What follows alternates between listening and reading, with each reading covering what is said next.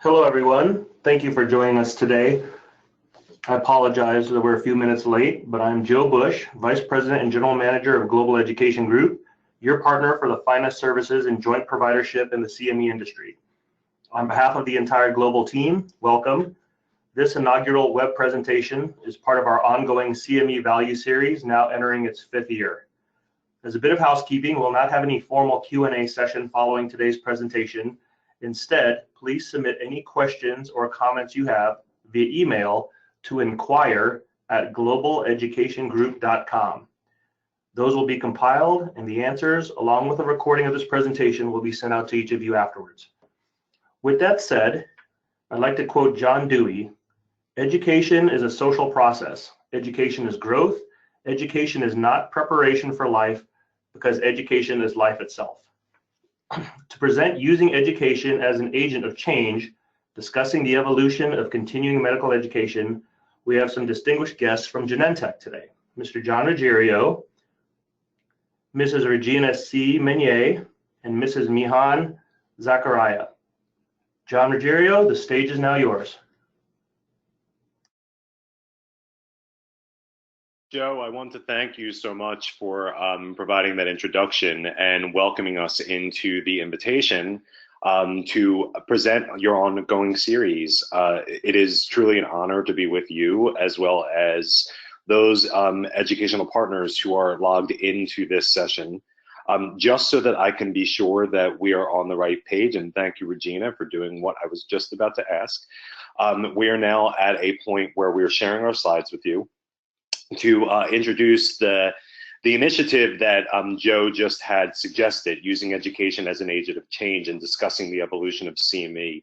I'm joined today by my two colleagues, Regina C. Meunier, who is Group Manager of the Medical Education Strategy, and Mihan Zakaria, who is Manager in Clinical Integration, who has been a great partner in the evolution of learning models and how those learning models may impact the CME marketplace of today. And what I really want to just stress to all of you, the reason why we were so excited that Global was interested in having us present to all of you is because we have built a culture within Genentech that I hope you all can truly appreciate, which is less built on trying to make powerful decisions with a certain number of finances that we have available for educational strategies that we've built, and just being blind to those decisions that we've made, and hopefully making those right decisions have led us to a path where we feel really good about. It's more about feeling honored that you as educational providers have considered Genentech as one of the supporters of your very important initiatives. We try to, as greatly as possible, track the education that we support along with you as an equal stakeholder in the healthcare movement, and try to fully understand what you are learning and learn with you so that we can actually use education as an agent of change in today's marketplace. And the time is more relevant now than ever before in having this conversation with you. As many of you are likely aware, just on November 1st, November 2nd, there was a decision by CMS to rule in favor of using CME as a clinical performance improvement activity, the fourth stage of the MIPS measures. And in order for CMS to feel good and confident about that decision, they are going to require us to continue collecting educational outcomes that demonstrate education is changing healthcare decisions. If we want to be successful in that specific domain, we need to go beyond improvement in knowledge or acquisition of competence and start demonstrating that clinical outcomes have resulted by the initiatives that you are so thoroughly designing and proud to execute. So our purpose today, and if Regina, if you don't mind just going to the next slide, our purpose today is just briefly touching upon where we were to optimize how to affect the decision-making process during a time of team care plus data-powered decisions. We specifically, as you are all well aware, faced healthcare reform along with all of you, and really tried to decide how that was going to impact our specific way of strategizing around grant giving and education. In 2015, we brought together an internal and external working group of internal and external thought leaders that also touched upon audience members who were physicians, physician leaders, healthcare systems, C-suite professionals, people who interact regularly with the government, and those members who actually have ownership in oncology care model data aggregation, as well as strategies to take healthcare to the next level, think moonshot, if you will. And from that, we were able to author or advance 20 types of publications or different thoughts and theories around what we thought our position was in the educational landscape. There was the creation of the expanded learning model for systems that came out of that discussion, or what is briefly known as TELMS. And we understand that introducing it at that time was quite complex, could be viewed as somewhat overwhelming, because we were still in a time of change.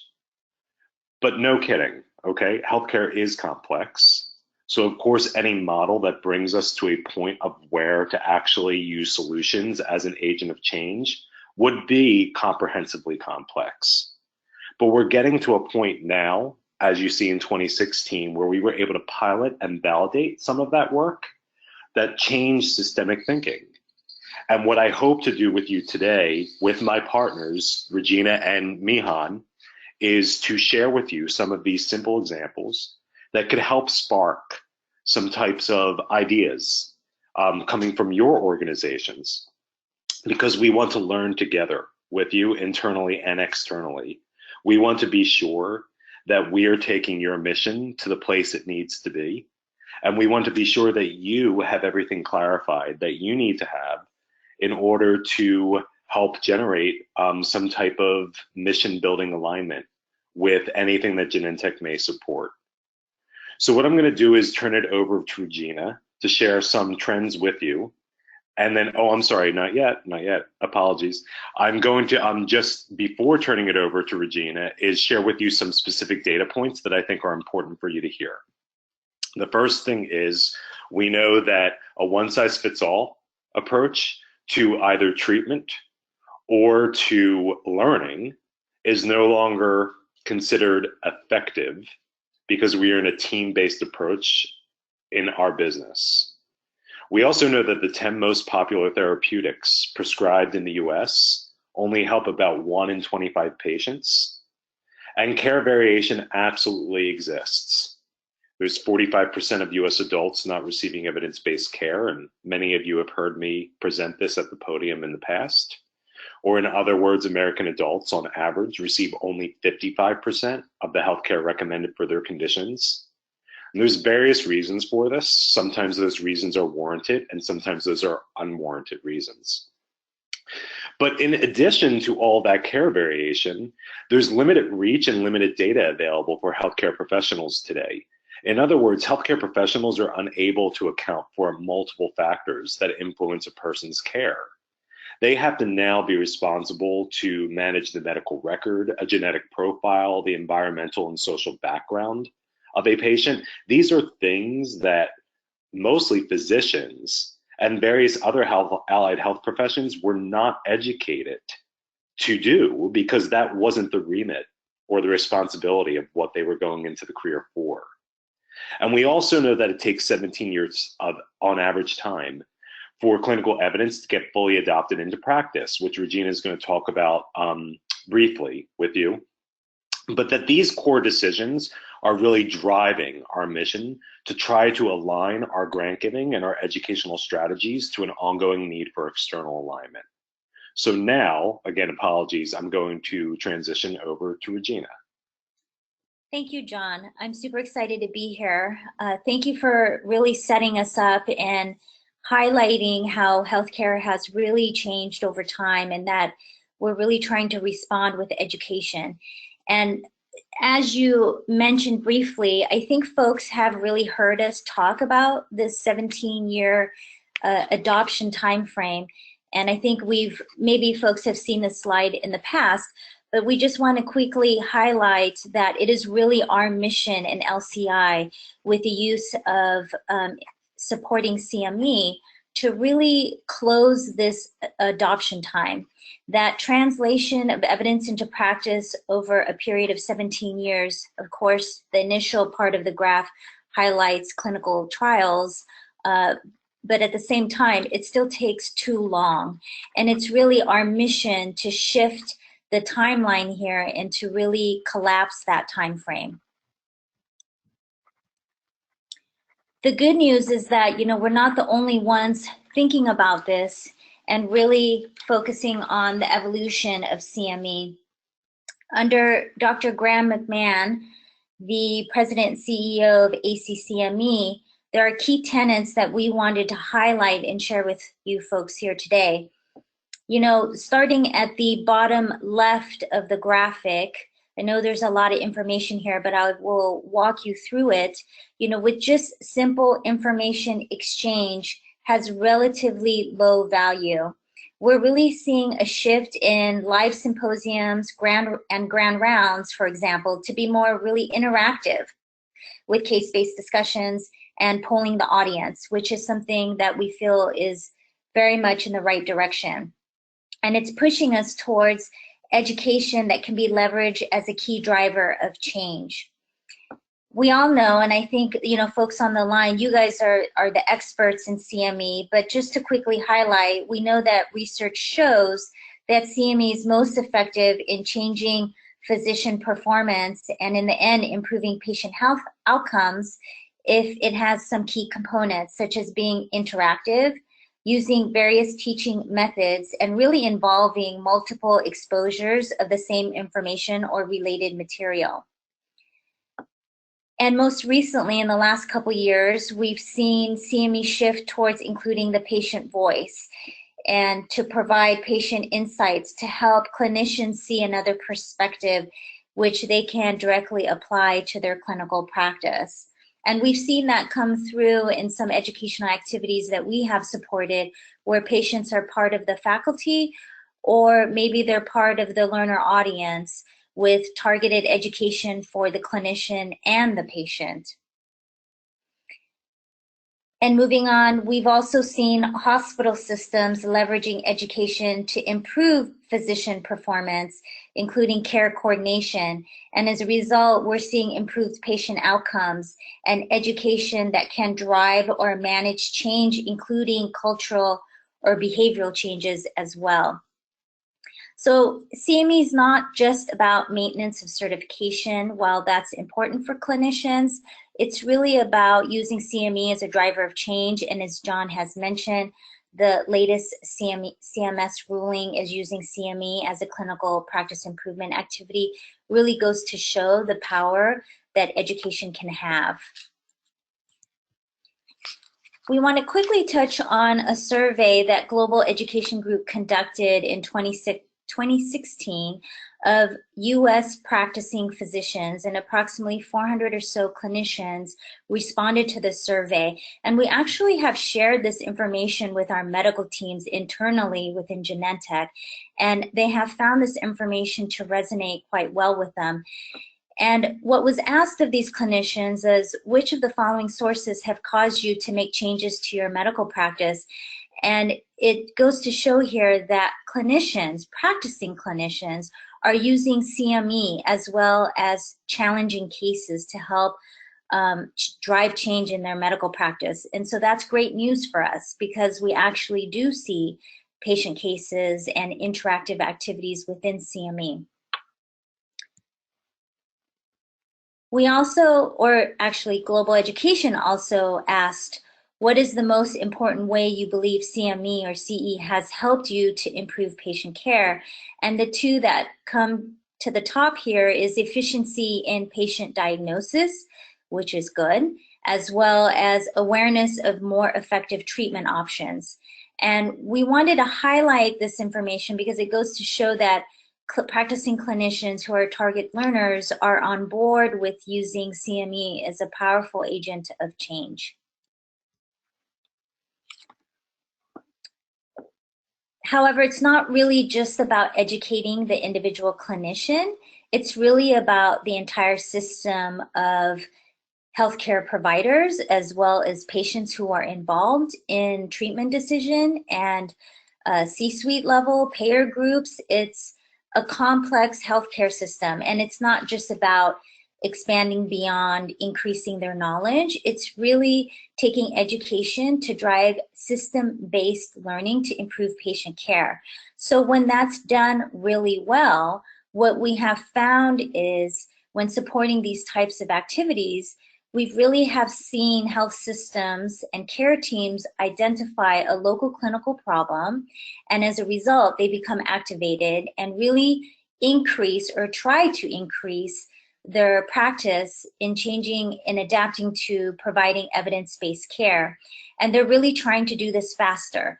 And that is our goal, to really collapse that 17-year adoption. And we're seeing better adherence, better patient satisfaction, through care coordination and safer choices. And with that, I wanted to hand this off to Mihan, who will walk you through more about TELMS. Thanks, Regina, and thanks, John, and thanks, Global, for having me. So all of the changes, the trends, and continuous evolution that John and Regina just described led Genentech in 2014 to convene a focus group consisting of the folks, the experts that John described in the first slide, to research a model that could incorporate behavioral change into continued professional development in a systems-based learning framework to accelerate clinical integration. So it's my job to break down TELMS, and the slide that you see is really the basis of the science behind the behavioral change incorporated into TELMS. But the group looked at behavioral economics, connected social research, and even healthcare policy literature, as John mentioned, with CMS and all of those relevant components, in order to build a framework that is truly effective, because it incorporates all of what I just mentioned.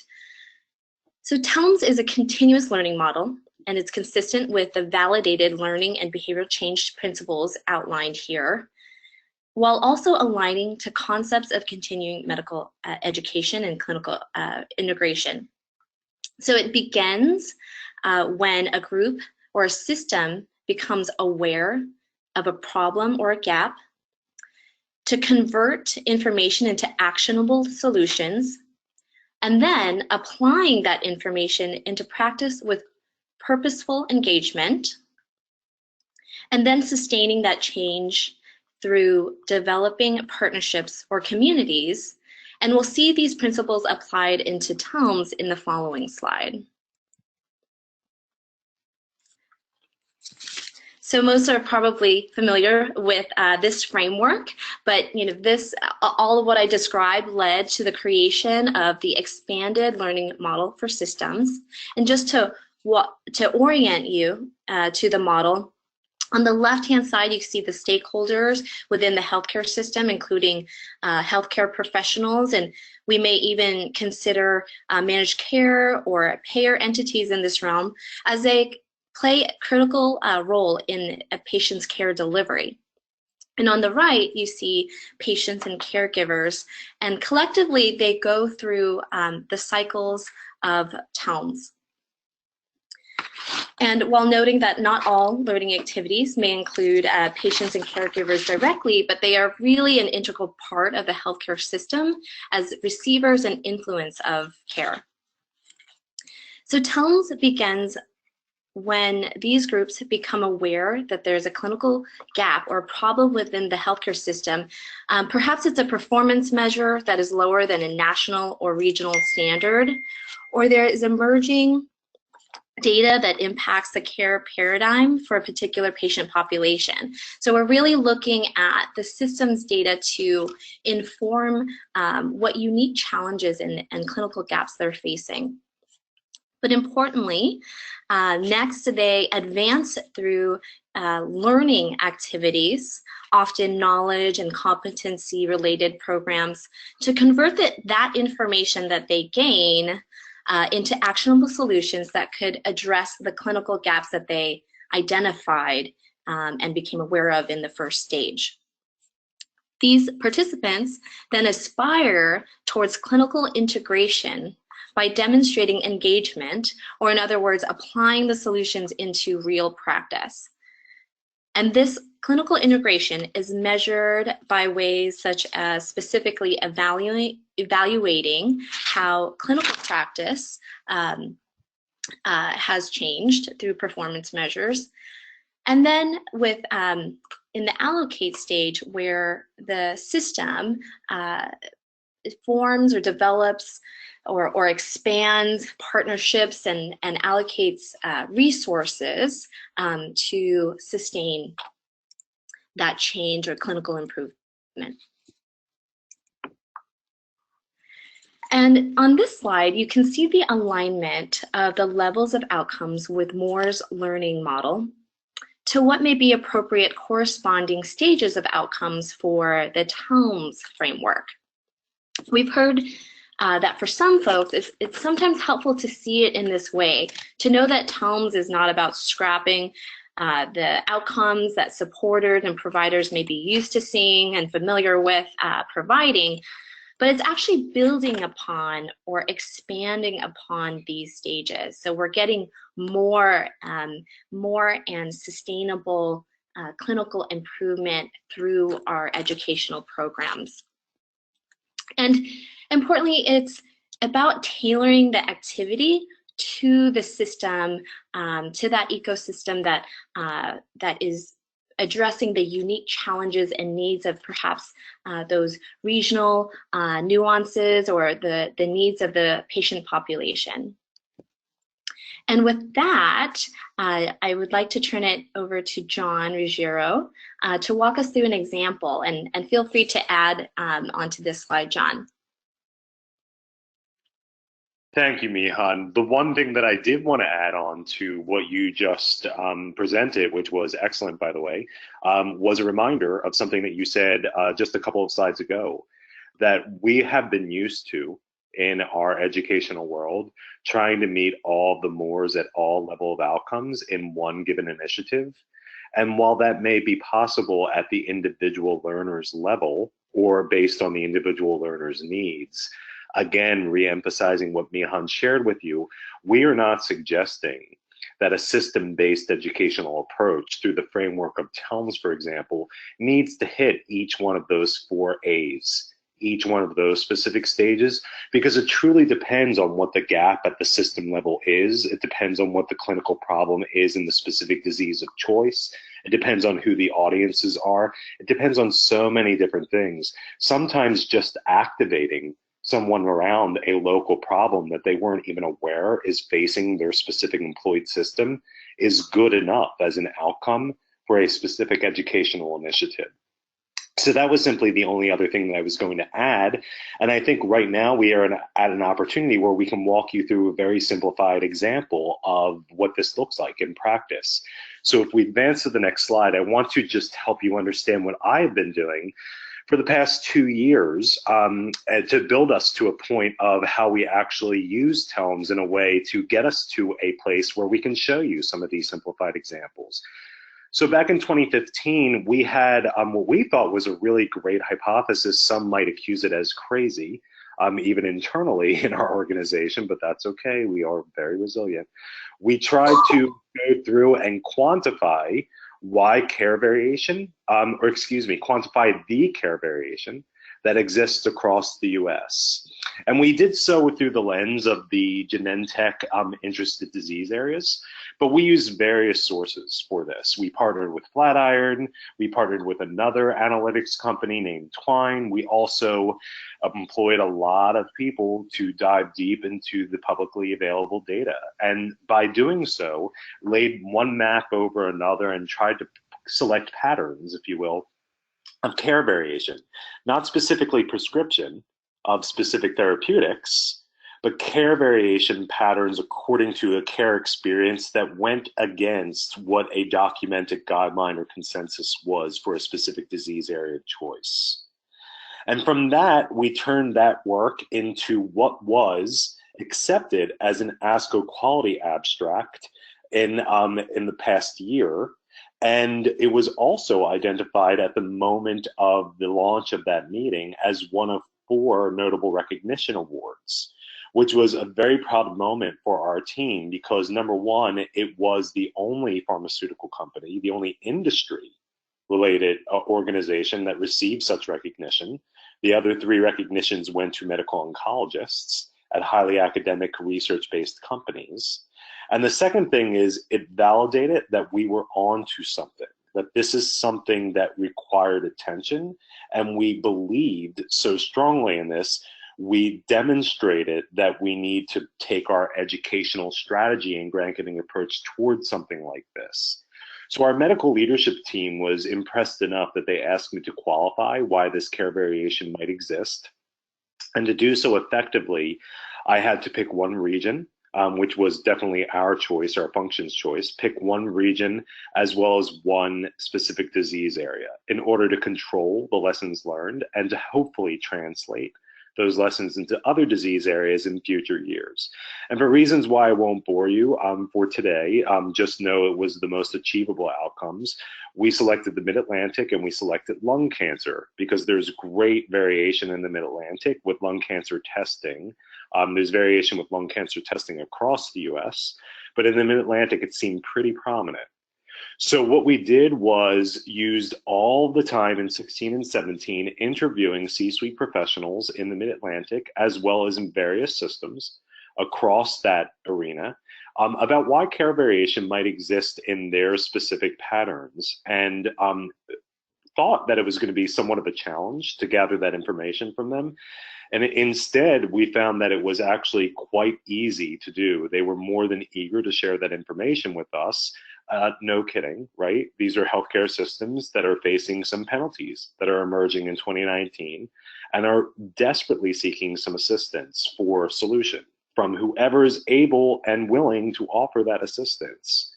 So this wound up actually bleeding into the Southeast as well, as we communicated with several different systems in the Southeast as a result. And from there, Regina, if you wouldn't mind just advancing, I'd love to share some results with you. So we have already discussed the fact that the 45% of US adults are not on evidence-based care, but that was validated by all of these different systemic interviews and just different available data that they provided to me to actually analyze why the care variation exists today. Interestingly enough, they also were able to help us understand that premature deaths vary by local areas, and they vary dramatically intra-system in the different areas. Local areas are making progress on reducing unwarranted variation when resources are made available to them. That's the issue. Once resources are made available to them to address this specific problem, that's when you start seeing them make progress. And there's a distribution of top to bottom quintile healthcare systems in each US region that is actually very easy to find if you do the research, that goes much more simply than actually expending your time like I did in interviewing system by system and person by person. Only 10% of the awarded care variations exist because of supply sensitive or insurance sensitive issues, if you will, which was a big lesson to be learned for us. We found that a majority of the reasons of why care variation exists in an unwarranted setting is because of knowledge or behavioral issues. So when warranted, a regional approach to education actually is very targeted and winds up working, and we're going to show you that now. We can advance to the next slide. What we learned was driven into a call for grant notification that Genentech issued back in 2016, the start of 2016. And it really came down to something that we found as a live needs assessment in the Mid-Atlantic and the Southeast. We found that it took too long for histological testing to take place before patients were being placed into therapy. There could be reasons for that, warranted reasons, but often those reasons are not explained.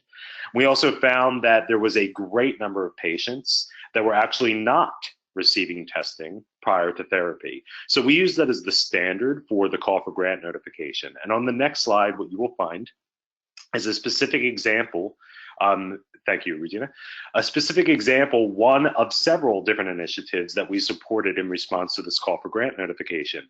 It was a partnership between RMEI Medical Education and MedStar Health System, which is a large system in the DC area, which has a major responsibility over cancer patients in the metropolitan Washington area that bleeds into Maryland as well as Northern Virginia. And what RMEI and MedStar did was come to terms with some of the difficult things to face within their STAR ratings, which are publicly available data as a result of the Healthcare Reform Affordable Care Act under the previous president, President Obama. And what they found was they had an 8 out of 10 patient survival in lung cancer, but that was largely driven by 1,300 discharges on average of patients who were identified with a lung cancer mutation, but then discharged without a specified care plan. Again, could be various reasons for that, and some of those reasons may be warranted, but those reasons are not explained in documentations type within any federal report. And what is available is the fact that the statement shows that people are being discharged without a specified care plan. In addition to that, they had a 1 out of 10 for patient safety and satisfaction. 30% of their patients were not tested prior to therapy onset through their own documentation. And 39% of their patients were presenting with the similar tumor type, but they were being treated differently across all their affiliates in that general vicinity. And there was no documentation for that reason. So when this information was presented to the learning audience, who thought that they were coming in for a typical standard grand round, they were asked what would happen if this information was unchecked, not knowing full well that this was their own data. And from that ensued a conversation that was quite rich around what those clinicians thought would happen both to population health as well as reputation of the facility if this was unchecked. Imagine the second slide tells them that this is their own data. And suddenly you start seeing that they are activated around the problem. Now, what most would say who know human behavior theory, that as the day unfolds, humans start to naturally defend their choices and will start building in excuses or rationales for why the data might be the way it's presented. That's okay. That's part of the learning process for individuals who are forming collectives. And solutions then form from the conversations and discourse that take place because of that natural behavior. So what happened, if you go to the next slide, what happened was we saw a 100% increased awareness around the institutional discrepancies, but not only a 100% increased awareness, there was a 100% activation to correct the discrepancies. When that data was identified as their own, the chief medical officer turned around to the audience and said to that audience, we are not leaving this room until we figure out a solution for this specific problem. Even if it's just the most mundane, minor improvement, we need to come up with a plan for this. And one of those solutions was to ensure that this education was not just a one-off event, that it was required for more learners to be part of, that it was going to be virtually archived, and that teams were going to discuss it as a team, and then come together and discuss it more as larger groups. In addition to that, as they advanced their conversation, they started learning more about ALK-positive treatments and clinical trial results, some of which were monitored by Genentech, others by other pharmaceutical companies, absolutely fair, balanced education. And 40% of them through ARS components were able to be recorded as improving their knowledge about the newly updated ALK-positive regimens and ALK-positive patients, and the fact that many ALK-positive patients are missed. But in addition to improving their knowledge about the science, again, keep in mind, this expands beyond MORS, because from an individual to a collective, they improved their knowledge about the clinical problem that their system was facing. What was so interesting is that while you can see that they had a 2016 year-end goal for decreasing the discharge without care by 5%. What actually we wound up seeing 3 months post the education, there was a 4% decrease in institutional testing discrepancies because of making this almost a quote-unquote quality goal for their system. The next slide explains exactly what that means. It puts it into powerful numbers. So if we go to that slide, you can see in the middle row, 30% of non-small cell lung cancer patients were not tested prior to therapy onset, 3 months post the initiative. And keep in mind, we truly understand this is not just by education alone, it's by everything that they acted on as a result of this education. That 4% translates into 1,040 patients that were tested prior to therapeutic onset. So they were able to capture 1,040 patients that now had been tested, that may not have been tested based on all historical trends, but now had been tested, or at least documented as having been tested, and were able to serve this data up to the federal government to perhaps mitigate some of their reputational risk that they were about to face. So this is specifically something that they are now using as a re-examination effort. They're using this as a tool for continuous learning to see whether or not over an episodic 12-month period that medical education usually addresses, and thank goodness it does, is there an opportunity to turn this into a continuous learning improvement process so that they are building upon the culture of their systemic issues and addressing that culture with solutions that went through that specific model that they found very powerful for their system. Now, this is just one example of how to actually face a systemic problem. Systems can be defined in many different ways. Sometimes the system is the national system. Sometimes the system is just a local system. Okay, sometimes the system is a system within a system.